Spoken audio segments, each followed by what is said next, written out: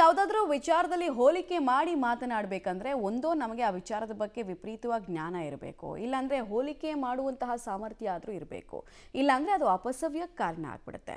ಈಗ ಬಹುಭಾಷಾ ಗಾಯಕ ಸೋನು ನಿಗಮ್ ಇದ್ದಾರಲ್ಲ, ಅವ್ರದ್ದು ಕೂಡ ಇದೇ ಕತೆ. ಸೋನು ನಿಗಮ್ಗೆ ಶಾಕ್ ಕೊಡೋದಕ್ಕೆ ಅವಲಹಳ್ಳಿ ಪೊಲೀಸರು ಮುಂದಾಗಿದ್ದಾರೆ. ಅವಲಹಳ್ಳಿ ಪೊಲೀಸ್ ಠಾಣಾ ವ್ಯಾಪ್ತಿಯಲ್ಲಿ ನಡೆದ ಸಂಗೀತ ಕಾರ್ಯಕ್ರಮದಲ್ಲಿ ಕನ್ನಡ ಹಾಡಿಗೆ ಅಭಿಮಾನಿಗಳು ಬೇಡಿಕೆ ಇಟ್ಟಿದ್ರು.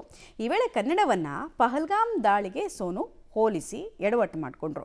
ಇದಕ್ಕೆ ಕೆಂಡವಾಗಿದ್ದ ಕನ್ನಡ ಪರ ಸಂಘಟನೆಗಳು ಸೋನು ವಿರುದ್ಧ ಪ್ರಕರಣ ದಾಖಲಿಸಿದ್ರು. ಆತ ಕೋರ್ಟ್ ಮೊರೆ ಹೋಗಿದ್ದ ಗಾಯಕನನ್ನ ಬಂಧಿಸಬಾರದು ಮತ್ತು ಸೋನು ತನಿಖೆಗೆ ಸಹಕರಿಸುವಂತೆ ಕೋರ್ಟ್ ಹೇಳಿತು. ಹೀಗಾಗಿ ಅವಲಹಳ್ಳಿ ಪೊಲೀಸರು 3 ರಿಂದ 4 ಸಲ ನೋಟಿಸ್ ಅನ್ನು ಕೊಟ್ಟರು. ಫೋನ್ ಮಾಡಿದ್ರು, ರಿಪ್ಲೈ ಮಾಡದ ಸೋನು ನಿಗಮ್ಗೆ ಶಾಕ್ ಕೊಡೋದಕ್ಕೆ ಪೊಲೀಸರು ಮುಂದಾಗಿದ್ದಾರೆ.